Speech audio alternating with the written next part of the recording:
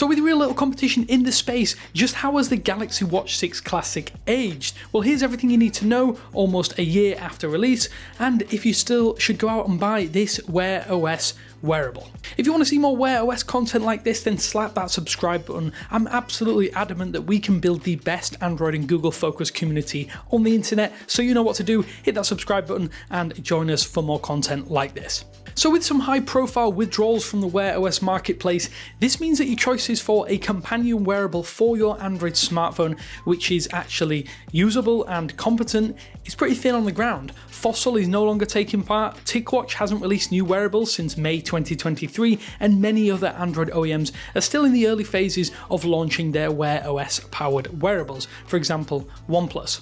This actually puts Samsung in a really commanding position with the Galaxy Watch series having rejoined Wear OS over the past couple of years, and there's also the confusing aspect of only one size variant of the Pixel Watch 2.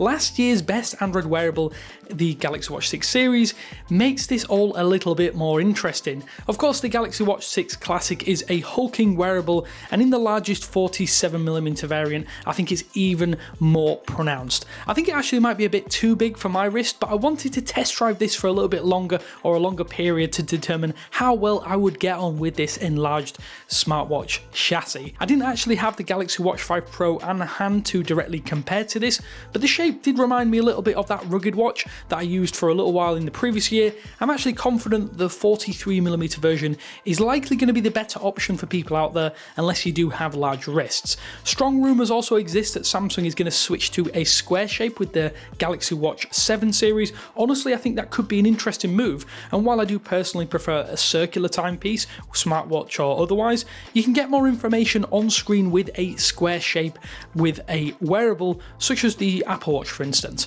We all know that the rotating crown has been a fan favourite, and sort of rightly so. I know many people do love this option, and I do too to an extent, but if Samsung made this mechanism a little bit more firm, I think it wouldn't randomly move or adjust itself if you have a jacket or sweatshirt over the top of your watch, and a stiff cuff can actually make this a little bit easy to whiz through on-screen menus without noticing. I think just a tiny tweak to this particular piece of hardware would help prevent random watch activations, and that would be one of the most big bugbears for me, at least in terms of this option on the Galaxy Watch 6 Classic. I'm just annoyed at how easily the screen as well can hold dirt and smudges. Maybe it's the bowl-like lip of that rotating crown and it helps funnel dirt and grime into display.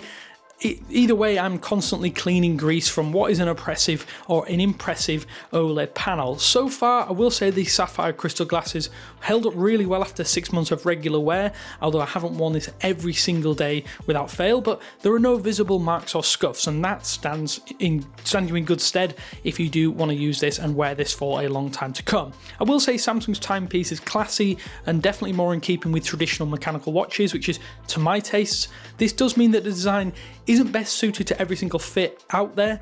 The black model, the one that I've been test driving, makes the Watch 6 Classic a little bit easier to pair with more outfits, but I think the regular Watch 6 is probably going to be more at home in places and best suited for wear everywhere, from the gym to the office and everywhere in between. I will say that I found the size does make it a little bit uncomfortable if you do flex your wrist a lot. The chassis can dig into the back of your palm, and while the edges have been softened with chamfers, it can still be slightly painful, and this does heavily depend though on how far you place the Watch 6 Classic on your wrist. Although I do tend to have it slightly further down my wrist, it does make it a little bit uncomfortable. So if you're like me, it is something to be aware of, especially with this larger size. The new band mechanism that was introduced last year though is really nice. It was a really nice addition as it makes swapping out watch straps quick and easy. There's the added bonus of compatibility with any existing straps that you might have owned or bought previously. I absolutely love this move by Samsung, as it means that you can use all of your older accessories. Firstly, obviously those new first-party accessories are easier to pair with the Galaxy Watch 6 Classic. Secondly, as I mentioned, you can stick with the old lug connection method if you don't really care about that push-button release mechanism on newer bands. More companies should do this. I instantly switched over to one of my favourite sub $10 fabric bands, which has remained attached for months at this point, and it's really nice to see that I can return to all of those old accessories and not have to spend a fortune to get options for a wearable such as this. I will say, in terms of performance, I've never really been let down by the Watch 6 series, be that the smaller version or this Watch 6 Classic, only really when booting up for the first time or at that sub 10% battery level, will you encounter any sort of slowdown, and that's when I've seen the most problems. This is pretty common in the smartwatch world and is arguably par for the course. My personal usage is really limited though to being a bridge for notifications, some fairly basic workout tracking, and most importantly, as a timepiece.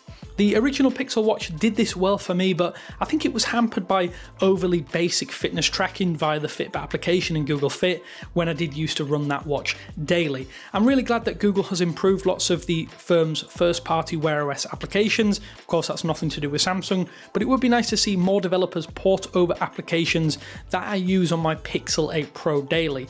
As a dedicated Pocket Cast app user, that would be very top of my list for podcast applications on the go, without actually having to require my smartphone. It is good that Google is leading the charges. This definitely signals intent to developers, as Wear OS is a good place to be for them.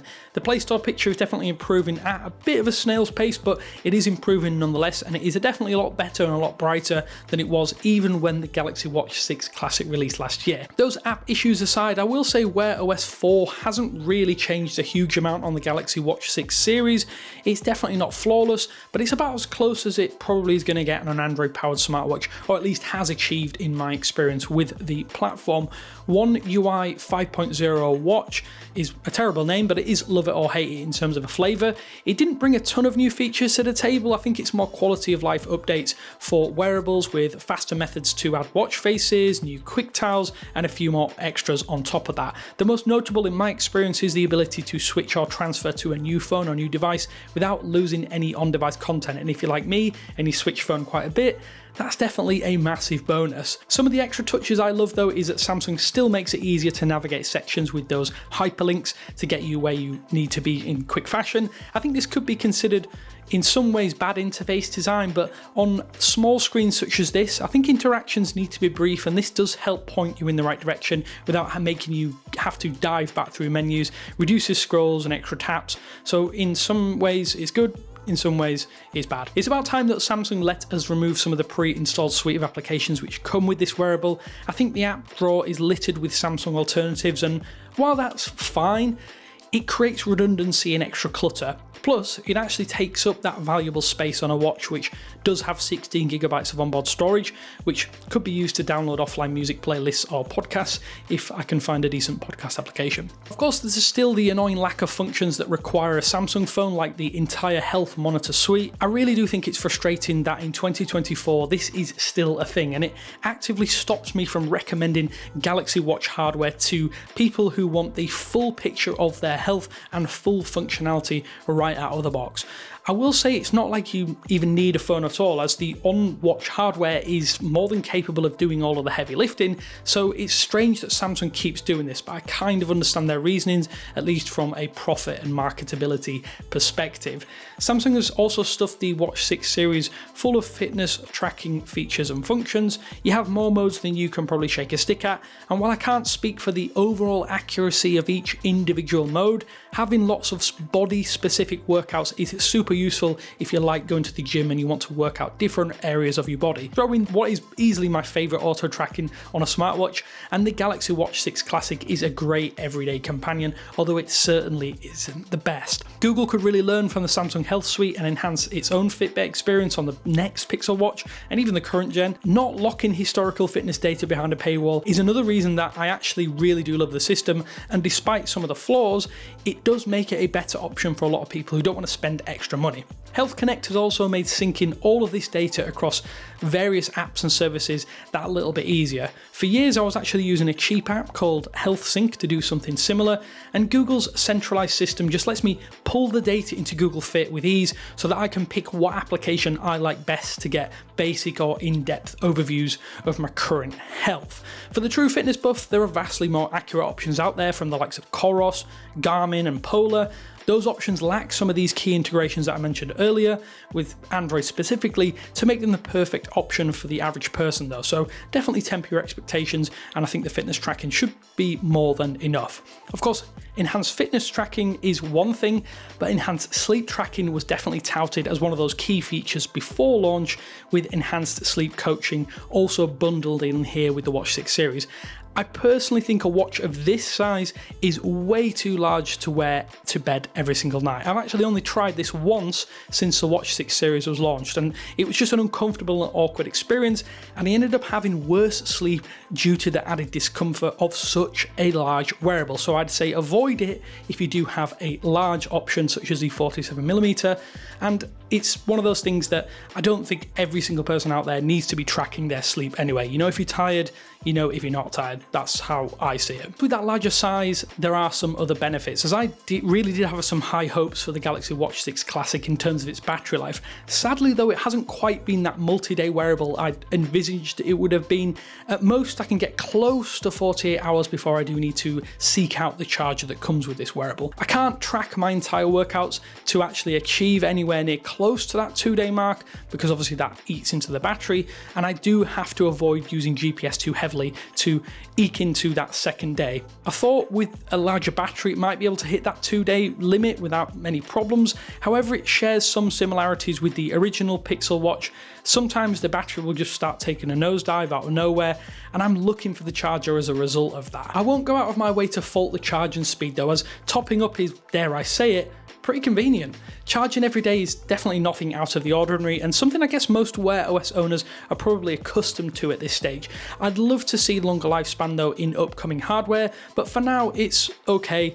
Definitely not the best that I've tried or used in terms of a smartwatch. Google may be making inroads into wearables of its own, but since Samsung has returned to Wear OS as its core software choice for its own wearable hardware, I really don't think there are many other brands that you should trust to be paired with your Android phone. You get timely updates, excellent hardware, and a cohesive experience that make it really hard to look elsewhere despite some limitations. There is that frustration that Samsung is locking some fitness and health tracking functionality behind a hardware paywall, but when there are so few players making moves in the Wear OS space, Samsung could just cement itself as one of the only choices for Android fans wanting a companion wearable, and you could argue they're already starting to do that. I think one of the major stumbling blocks for me though has been the large size of the 47mm Galaxy Watch 6 Classic in particular. It's a beast on your wrist. The smaller 43mm version might actually have been a better buy, and a better buy for anyone desperate for that rotating bezel. The Pixel Watch 2 might be a sizable upgrade, at least in terms of internals, but Samsung is definitely holding down the fort when it comes to the rest of the overall wearable package. Maybe the next wave of Wear OS 5 watches can help disrupt Samsung's sizable lead in the Android-powered smart wearable space. Until then, the Watch 6 Classic could be considered a steal. Now it's fallen substantially in its original asking price. In some cases, it's up to 50% off. I think at that price, it's a great buy as a result, and until we get more compelling competitors, Samsung has the title of best Android wearable sewn up for a little while longer. I want to ask you though, what do you think? Let me know what you think of Wear OS, Android wearables, the Pixel Watch, the Galaxy Watch 6 Classic down in the comment sections below. Let's get a dialogue moving. It's really nice to hear what people are thinking of their hardware, especially a little bit later down the line though. Until next time, this is Damien saying thanks for watching, and I will speak to you later.